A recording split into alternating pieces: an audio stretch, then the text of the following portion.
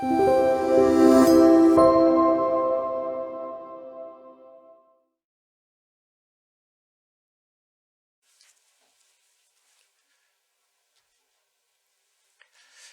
안녕하세요. 네, 평소 화요일보다 조금 더 조촐하게 오셨습니다. 아무튼 진심으로 환영합니다. 오늘은 출애굽기 29장의 이제 마지막에 있는 상번제에 관련된 내용을 보고 기도하는 시간을 갖도록 하겠습니다. 출애굽기 29장 38절로부터 46절까지입니다. 우리가 다 함께 읽어보도록 하겠습니다. 출애굽기 29장 38절로부터 46절입니다. 제가 짝수절 읽으면 우리 성도님들께서 작은 소리로 홀수절을 읽어주시기 바랍니다. 집에 계신 분들은 큰 소리로 함께 모든 절을 다 함께 읽겠습니다. 제가 짝수절 읽겠습니다. 내가 제단 위에 드릴 것은 이러하니라. 매일 1년 된 어린 양 2마리니 한 어린 양은 아침에 드리고 한 어린 양은 저녁 때에 드릴지며 한 어린 양에 고운 밀가루 10분의 1 에바와 찌은 기름 4분의 1 흰을 더하고 또 전제로 포도주 4분의 1 흰을 더할지며 한 어린 양은 저녁 때에 드리되 아침에 한 것처럼 소제와 전제를 그것과 함께 드려 향기로운 냄새가 되게 하여 여호와께 화제로 삼을지니 이는 너희가 대대로 여호와 앞 회막문에서 늘 드릴 번제라. 내가 거기서 너희와 만나고 네게 말하리라. 내가 거기서 이스라엘 자손을 만나리니 내 영광으로 말미암아 회막이 거룩하게 될지라. 내가 그 회막과 제단을 거룩하게 하며 아론과 그의 아들들도 거룩하게 하여 내게 제사장 직분을 행하게 하며 내가 이스라엘 자손 중에 거하여 그들의 하나님이 되리니 그들은 내가 그들의 하나님 여호와로서 그들 중에 거하려고 그들을 애굽 땅에서 인도하여 낸 줄을 알리라. 나는 그들의 하나님 여호와니라. 지난 화요일날 저희들이 그 제사의 종류에 대해서 배웠습니다. 제사제도 5가지 제사가 있고 드리는 방법에 따라서 4가지 제사가 있다고 했는데요. 혹시 기억나신 게 있으십니까? 네. 저쪽에서도 네, 제사제도 5가지가 있다고 그랬죠. 제사의 목적에 따른 구분. 첫째, 네, 번제. 네, 번제. 2번째요, 소제. 3번째요, 화목제. 4번째요, 속죄제. 그 다음에 속건제라고 했습니다. 그래서 영어로는 이제 burnt offering, 다 태운다 그러죠. 완전히 태운다, 번제입니다. 소제는 grain, 이 그 곡식을 드리는 건데요. 여러분 밀가루를 다른 말로 뭐라고 그래요? 예?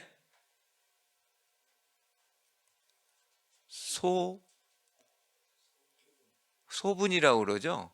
그래서 국수집에 가면은 뭐 잔치국수를 뭐라고 그래요?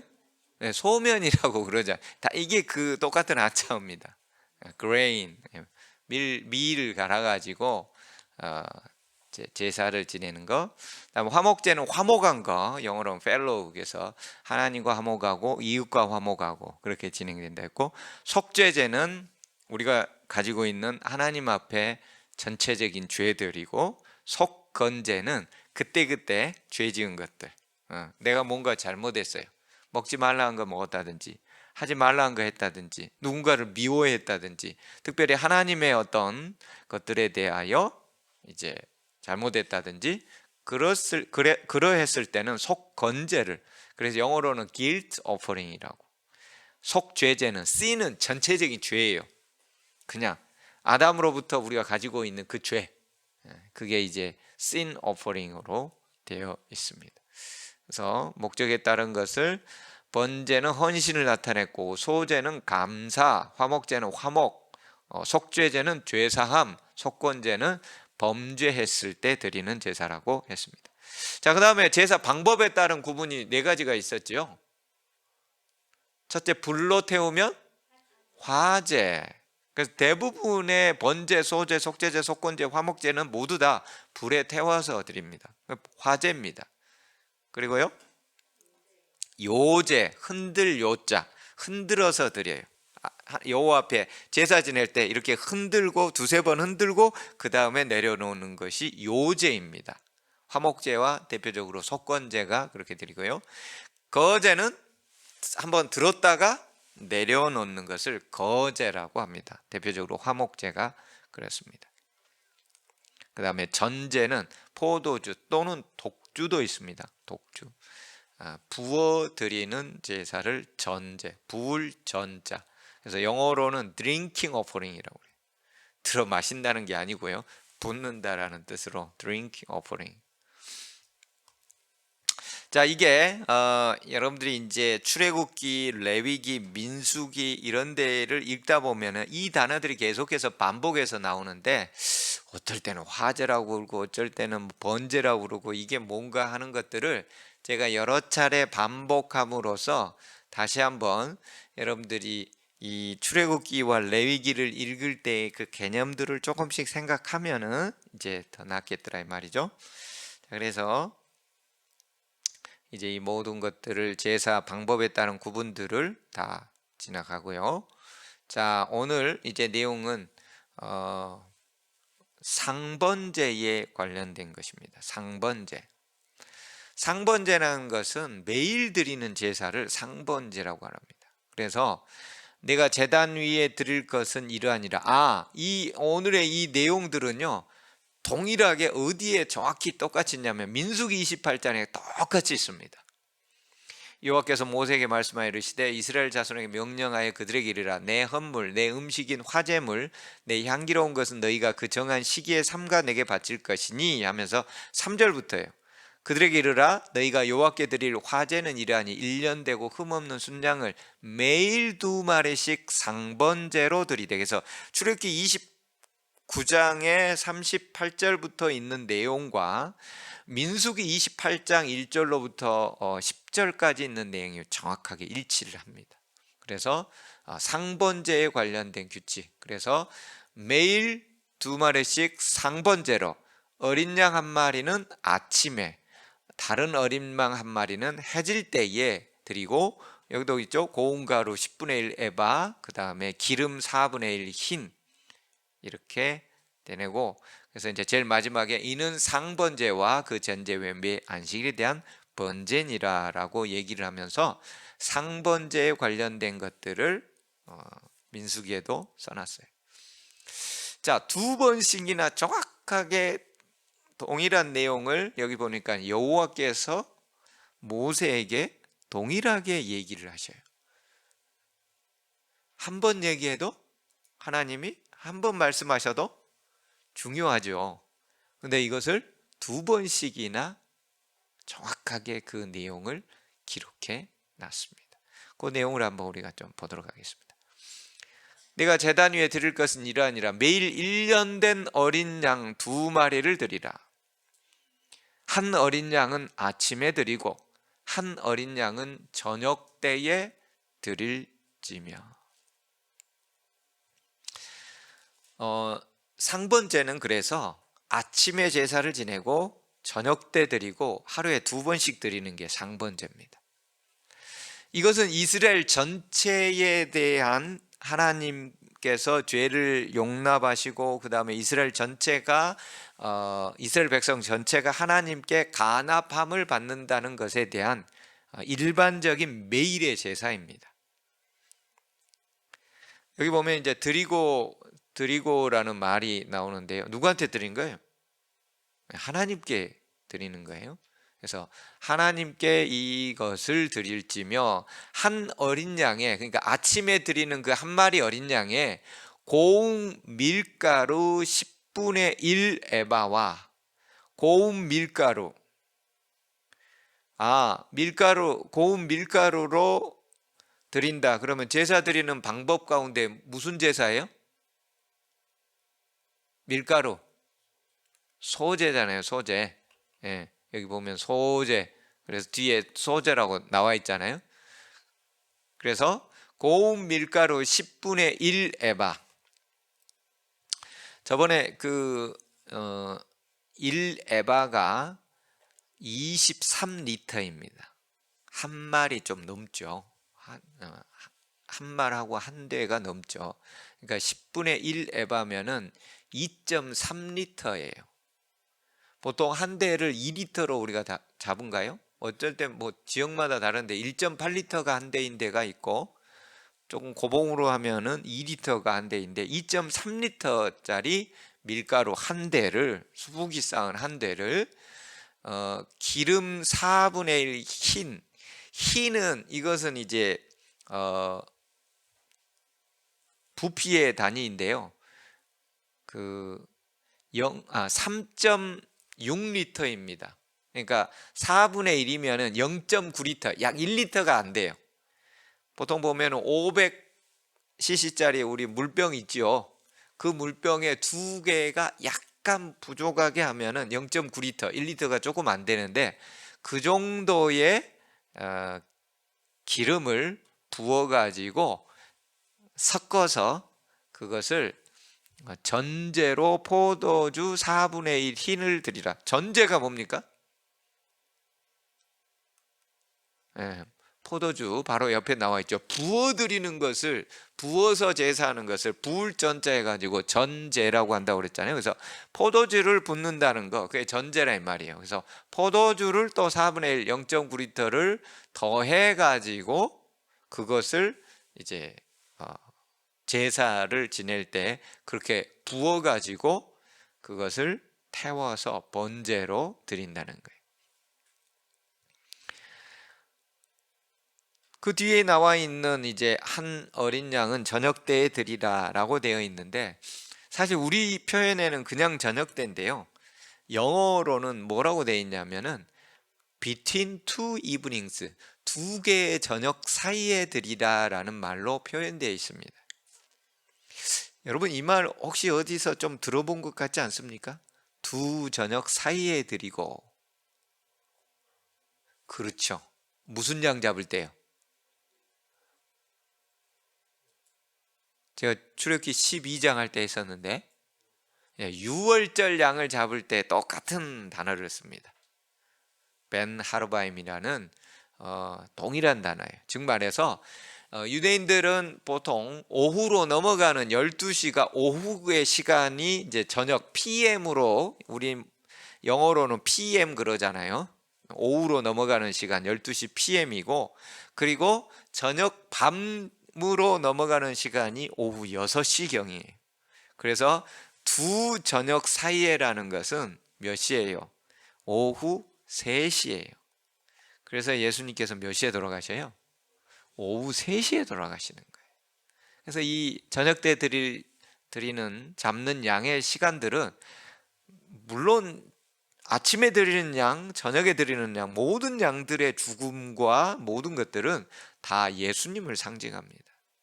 두 번째, 고운 밀가루도 밀가루를 그냥 빻는 게 아니라 완전히 가루를 내는 거예요. 예수 그리스도의 희생, 고난, 그 모든 것들을 상징하는 게 고운 밀가루예요. 전제라는 말도 디모데서에 볼 것 같으면은 사도 바울이 자기 자신을 가리켜서 이제 내가 전제와 같이 부어졌다라고 표현을 합니다. 그의 인생 말년에요. 디모데에게 이제 마지막 자신의 인사글을 남기면서 이제 4장 정도에 나오니까 이제 거의 끝 인사말로 하면서, 사도 바울이 자신의 인생이 전제로 부어졌다는 뜻은 무엇이었을까요? 하나님께 완전히 바쳐진 바 된 인생. 포도주 부으면은 그거 다시 온전히 쓸어 담을 수 있어요, 없어요? 없죠. 그래서 사도 바울도 그렇게 표현했지만은 예수님의 생애 전체도 전제와 같은 인생이었죠. 십자가상에서 매달렸을 때 옆구리에 창으로 옆구리를 찔렀어요. 뭐가 나왔어요? 피와 물이 섞여져서 나왔죠. 전제. 피가 물이 예수님의 인생 전체를 표현하는 거예요.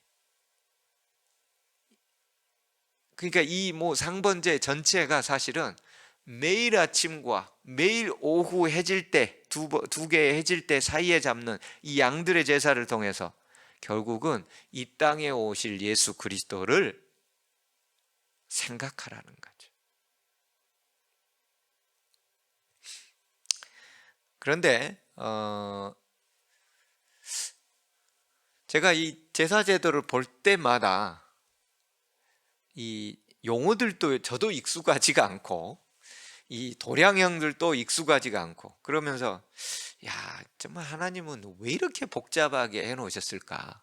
그냥 약 한 마리 한 달에 한 번, 좀 1년에 한 번. 아까 민수기 28장에 보면은 안식일에 또 상번제가 또 따로 있어요. 안식일에도 그렇게 제사를 다 드리도록 되어 있어요. 이렇게까지 해야 될까? 이렇게까지 복잡하게 하면서 꼭 제사를 드리라고 하시는 것일까? 여러분들 생각은 어떠세요?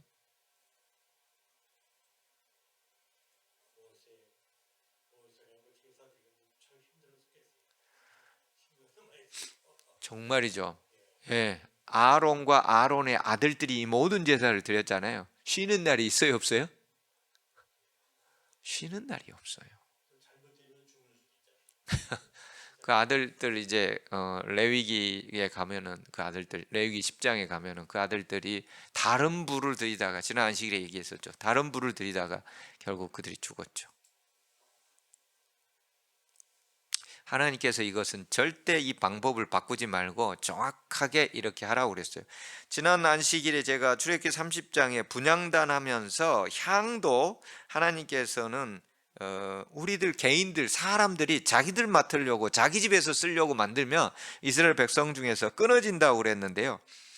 그 관유 즉 제사장이나 선지자나 왕이 그 기름 부음을 받을 때 쓰는 그 기름도요. 출애굽기 30장에 보면은 만드는 방법을 정확하게 그 몇 그램, 몇 리터, 무슨 이렇게 정확하게 다 알려주면서 그것도 너희들 개인을 위해서 만들 때는 백성 가운데서 끊어질 거라고 얘기했어요. 하나님의 그 거룩한 것과 연관된 거에 있어서는 그것을 개인이 사사로이 집에서 놔줘우라고 그거 하면 안 된다는 거예요.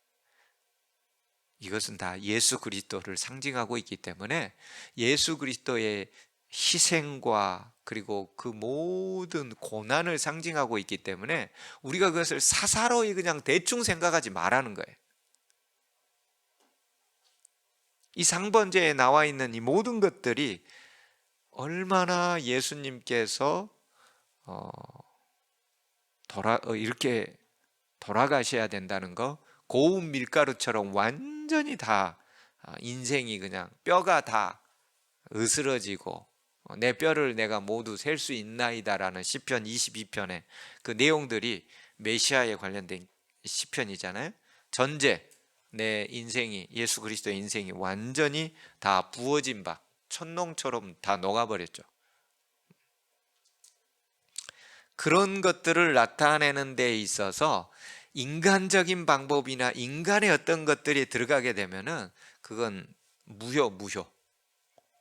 그렇기 때문에 하나님께서는 철저하게 하나님이 주신 방법과 하나님이 계획한 디자인한 그 방법으로만 하라고 그랬는데 이 매일의 상번제를 통해서요 하나님께서 약속해 주신 것이 한 가지가 있어요. 그게 이제 제일 밑에 42절에 나오죠. 이는 너희가 대대로 여호와 회막문에서 늘 드릴 번제 즉 상번제라. 내가 거기서 너희와 만나고 내게 말하리라. 이 제사를 통해서 하나님께서는 이스라엘 백성을 만나 주시겠다는 거예요. 여러분 누군가를 만나고 싶어가지고 오랫동안 기다려 보신 적 있습니까? 우리 이혜경 집사님 고개를 끄덕끄덕 하시는데 제가 연애할 때 1994년도 뭐 이때쯤이었겠군요. 4년도 5년 5년 넘어서군요. 집사람이 갑작스럽게 이제 광주 영화관에 있다가 수원으로 이제 발령이 났습니다. 갑작스럽게. 뭐 흔히 있는 일은 아니고요.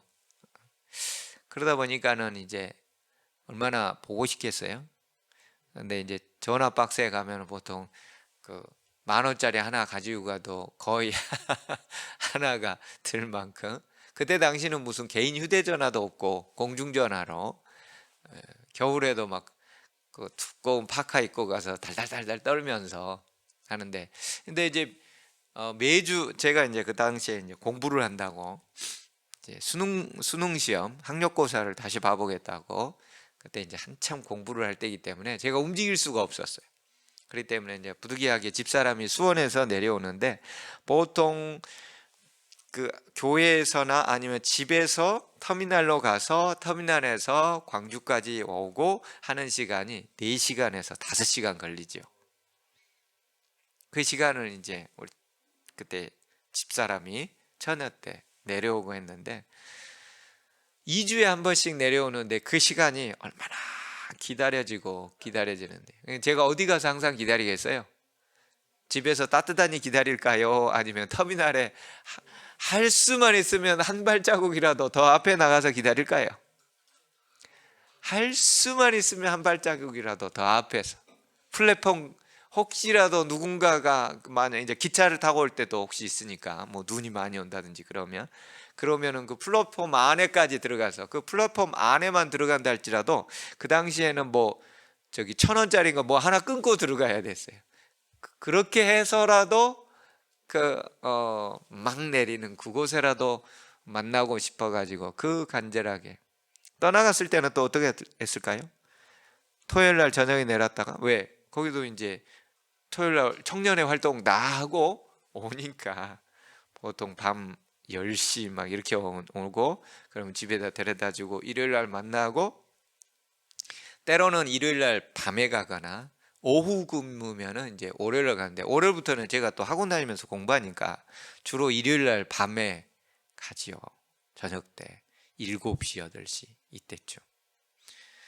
가면은 또 어떻게 하는 거예요? 저 멀리 그 앞에까지, 또 플랫폼까지, 또 차 가는 데까지, 그리고 가고 나서도 발걸음이 잘 떨어질까요? 안 떨어질까요? 2주 만에 보는데, 한 달에 2번 보는데. 하나님이 죄 지은 인간을 왜 이렇게 보고 싶어라 할까요?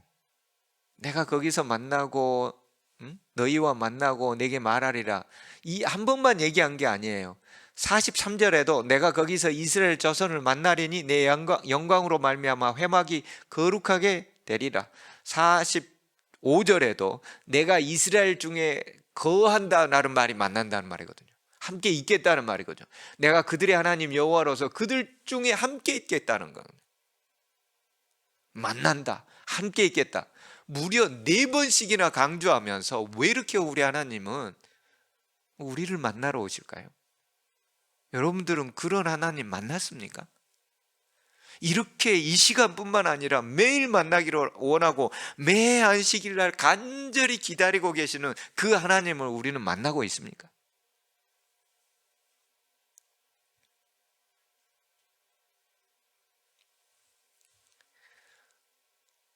사랑하면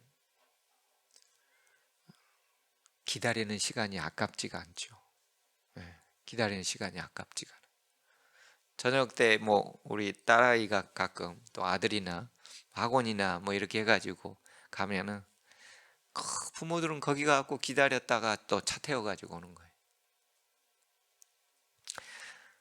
뭐 한편으로는 그렇게 하면 자식들 다 잘 될 줄 알고 그렇게 하는 면도 있지만, 또 한편으로는 또 이 험한 세상 살아가는데 그나마 이때까지 부모가 해줄 수 있는 것이 이거니까 최선을 다해서 해준다, 뭐 그런 의미도 있지만은, 어쨌든 우리 하나님이 그렇게 이스라엘 백성들 그 양 잡는 거 이런 걸 통해서 예수님이 하나님이 이 땅에 당신의 아들을 보내셔서 그 아들이 그런 모습으로 고운 가루처럼 전제로 부어져서 돌아가시고 우리를 영원한 생명으로 살려내시기 위한 그 제도적 장치를 매일 아침과 매일 저녁에 보면서 저게 우리 하나님이 우리를 위해서 사랑하지 않으면은 가고 싶지도 않죠. 예. 누구 무슨 일이 있다 해도 안 오고.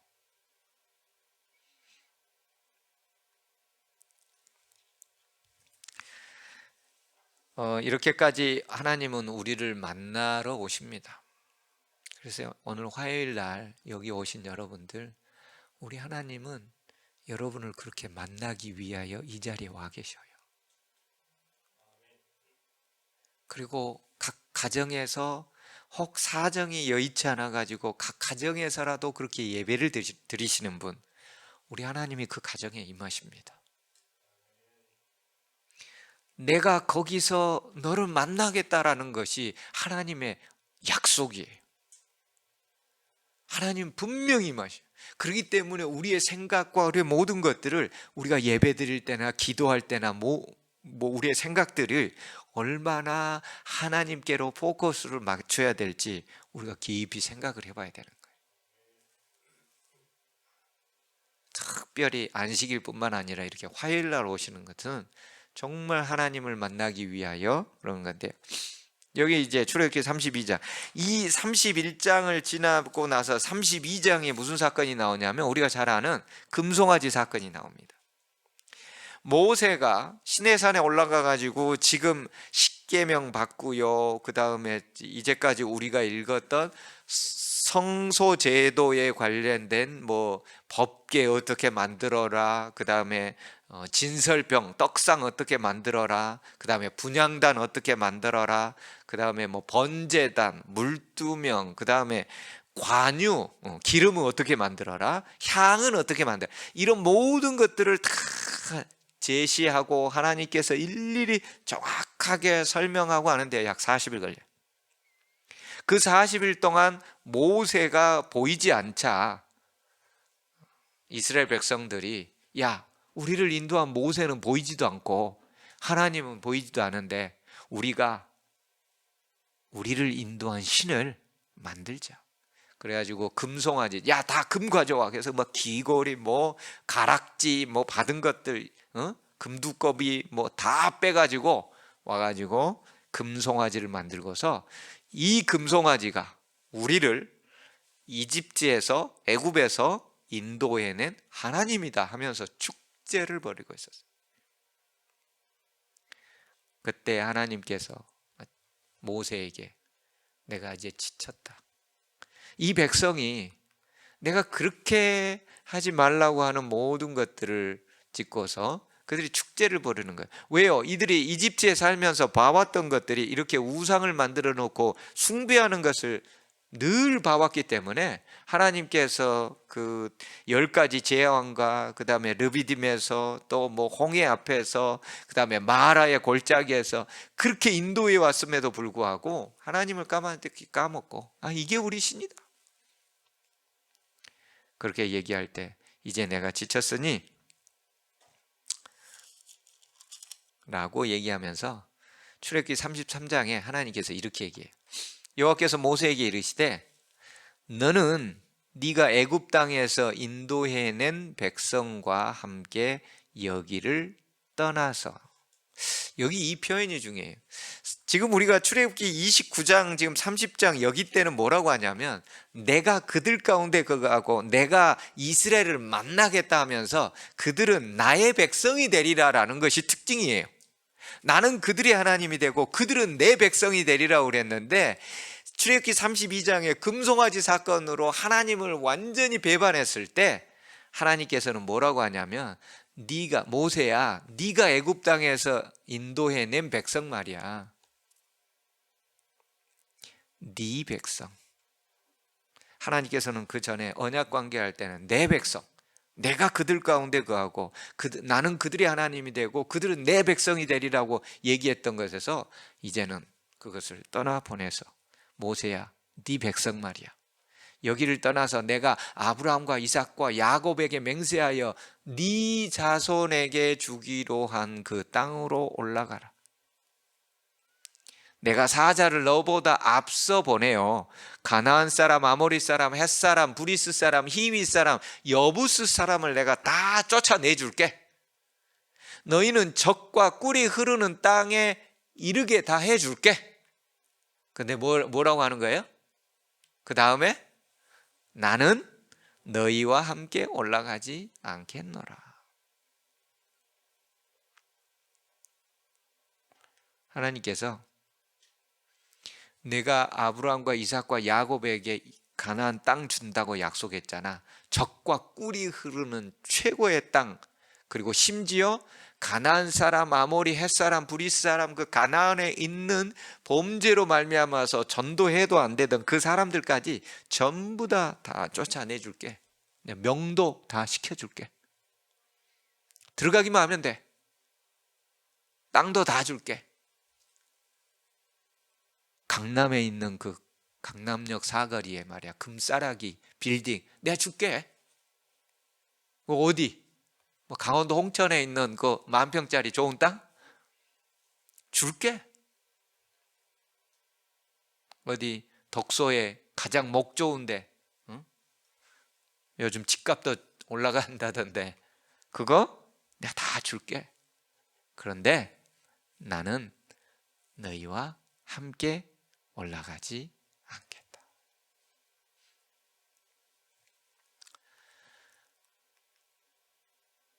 이스라엘 백성은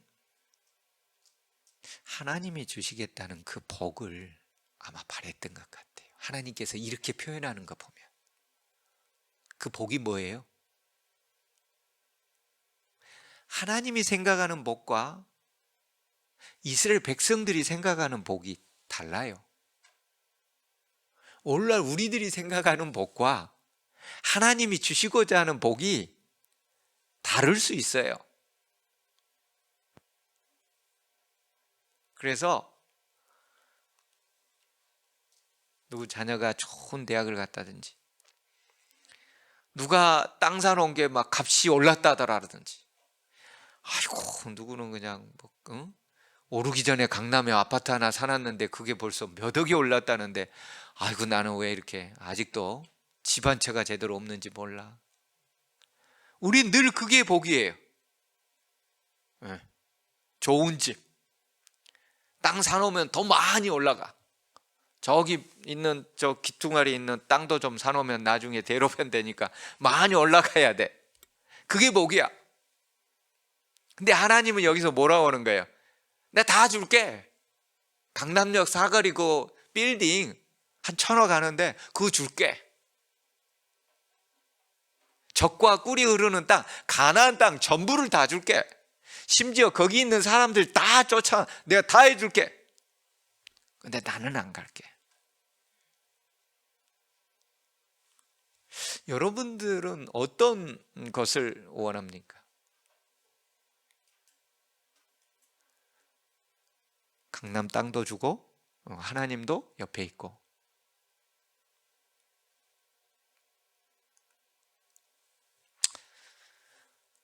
하나님은 물질의 복, 하나님의 임재.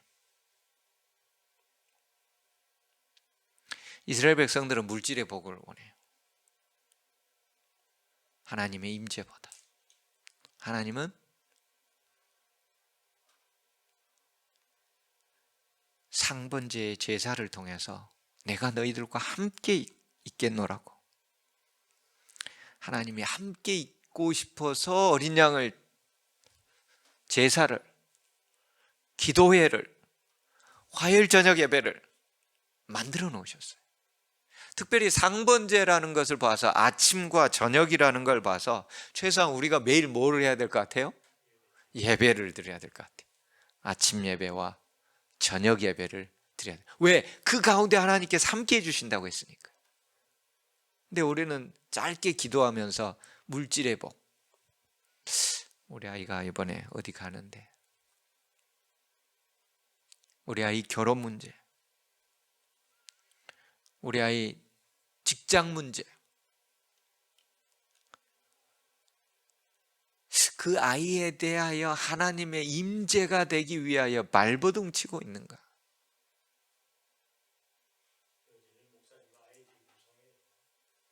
주변에 있는 환경 때문에 정말 우리가 놓쳐버리는 것들이 너무나 많죠.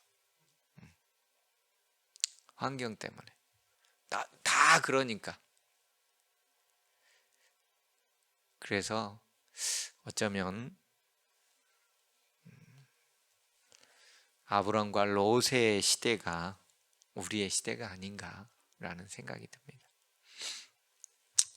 자, 이제 마지막에 우리가 한 이야기만 드리고 마치려고 합니다. 공병호 씨가 쓴 책 가운데 이름 없이 빛도 없이라는 책이 있습니다.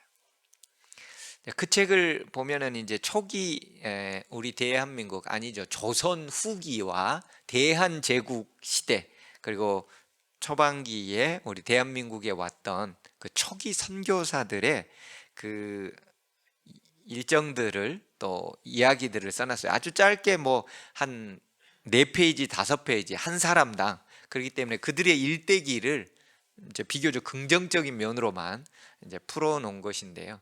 근데 이제 그 당시에 있었던 그 조선의 배경, 대한제국의 그 배경들을 써놨어요. 근데 그 배경들이 참 처참하죠. 첫째, 관리들이 다 썩었어요. 매관 매직이 완전히 성행했어요. 이조 판서 같은 경우에는 9년 동안 78명 정도가 바뀌었어요. 9년 동안. 그러니까 얼마나 사는 거예요? 뭐 한 달짜리, 2달짜리 순저히 막 다 그러는 거예요. 왜요? 그 다음에 팔아야 되니까 막 줄을 서서 기다리고 있으니까. 그 일이 되겠어요? 안 되죠. 두 번째, 대한민국은 지질이 가난했어요. 조선시대 먹을 것이 아무것도 없어요. 영양실조. 세 번째, 위생시설이라는 게 없어요. 지저분한 물들이 야말로 하면 또랑이라고 그러죠.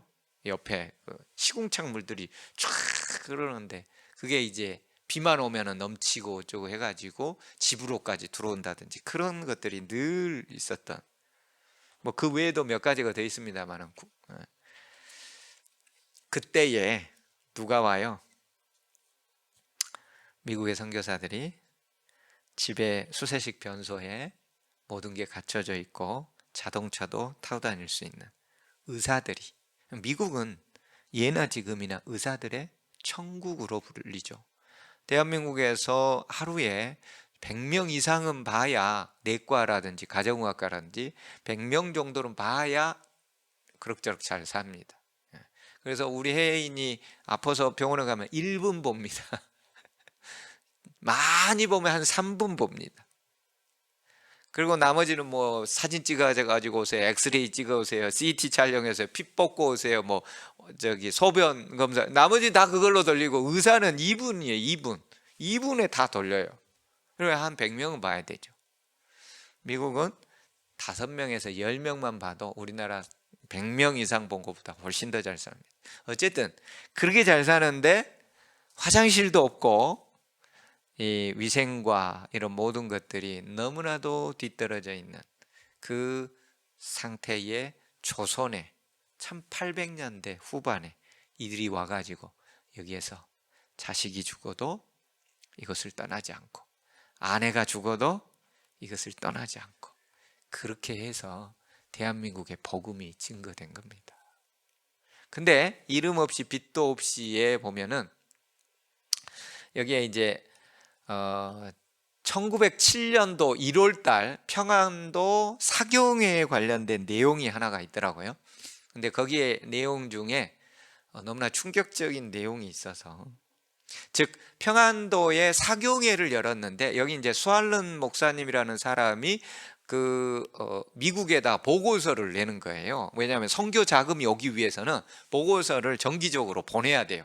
그래서 거기에서 선교 자금이 오면 그 선교 자금을 가지고서 가난한 사람들에게 또 약도 주고 치료도 해주고 먹을 것도 주고 구제 사업과 이 선교 사업을 같이 하는데, 그렇게 했는데 평안도에서 1월 달이에요. 1월 달.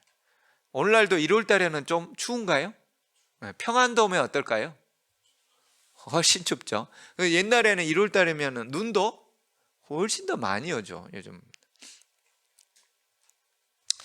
1월 엄동설 안에 300리나 또는 360리, 그걸 가로해 가지고 300리면 118km고 360리는 141km 거리를 걸어서 사경에 참석한다는 거예요.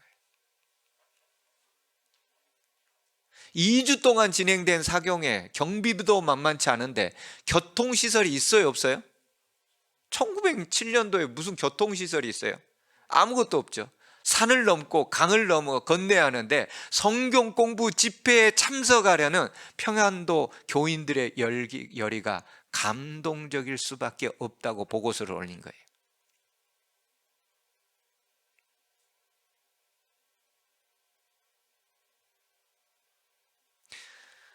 우리는 차가 있어도 멀면 잘 안 오죠. 비 오면 안 오고 바람 불면 안 오고, 뭐 좀 직장에서 일 좀 피곤하면 안 오고, 애들 무슨 일 있으면 안 오고. 왜? 집에서 인터넷으로 봐도 되니까. 300리, 360리를 걸어서 성경 공부 2주 동안.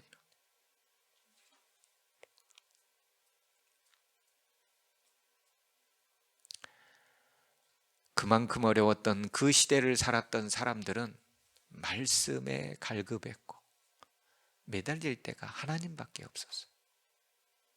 그래서 그때의 평안도 부흥이 어마어마하게 일어났고, 그게 우리나라의 여러 가지 독립운동이라든지, 그리고 나중에 이제 해방이 되고 6.25 전쟁이 일어난 이후에 서울과 그 다음에 대구, 부산, 광주 이런 쪽으로 거점 도시로 말미암아 복음이 증거되는 엄청난 기폭제 효과를 했던 게 평안도 대부흥 사건이었어요. 매달릴 때가 하나님밖에 없었을 때는 그렇게 했대요. 오늘 우리는 매달릴 때가 하나님밖에 없나요? 그 매달림의 이유와 목적은 무엇이죠? 좀 더 편안하게? 아니면 진짜 나를 죽기까지 사랑하신 그 예수님을 정말로 만나고 싶어서? 그 당시는 그랬어요.